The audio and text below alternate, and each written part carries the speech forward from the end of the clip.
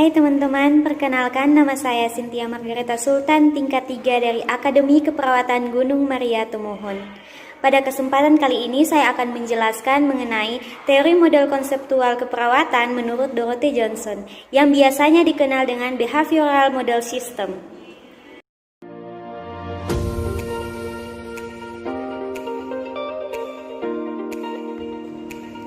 Dorothy Johnson lahir pada 21 Agustus 1919 di Savannah, Georgia, dan wafat pada Februari 1999 pada saat dia berumur 80 tahun.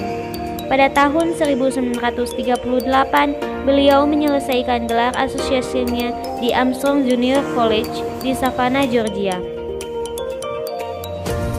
Dorothy Johnson mengambil cuti 1 tahun untuk menjadi pengasuh atau guru untuk 2 anak di Miami, Florida, dan saat itulah ia mulai menyadari kecintaannya pada anak-anak, keperawatan, dan pendidikan. Pada tahun 1948, ia menerima gelar Magister Kesehatan Masyarakat dari Universitas Harvard di Boston. Dan pada tahun 1968, dia memperkenalkan model sistem perilaku keperawatan yang dikenal dengan Behavioral System Model. Dorothy E. Johnson terkenal dengan Behavioral System Model yang dipengaruhi oleh buku Florence Nightingale, Notes on Nursing, yang menganjurkan pengembangan fungsi perilaku yang efisien dan efektif pada pasien untuk mencegah penyakit. 7 subsistem perilaku pasien. Yang pertama, afiliasi. Yang kedua, ketergantungan. Yang ketiga, konsumsi. Yang keempat, eliminatif. Yang kelima, seksual. Yang keenam, agresif. Dan yang ketujuh, prestasi.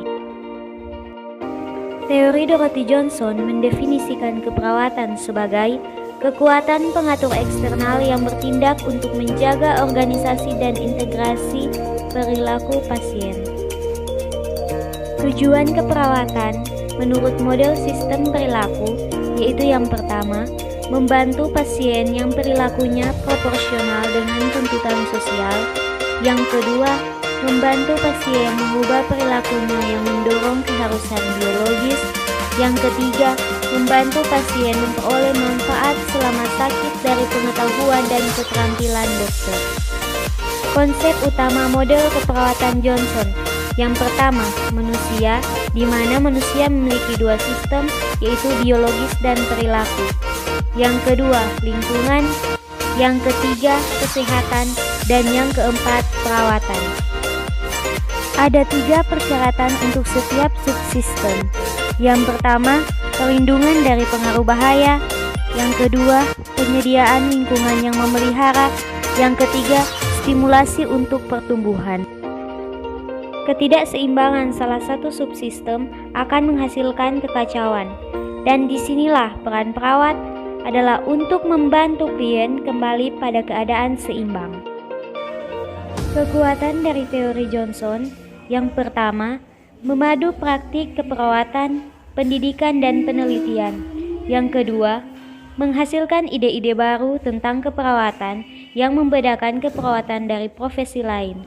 Ini banyak digunakan di rawat inap, rawat jalan, serta administrasi keperawatan. Dan juga, teori Johnson ini memberikan acuan bagi perawat untuk peduli dengan perilaku klien untuk seluruh umur dan budaya. Kelemahan dari teori Johnson ini yaitu masih sulit untuk melihat keseluruhan sistem perilaku dari 7 subsistem yang ada. Sekian materi dari saya, terima kasih atas perhatiannya, sampai jumpa.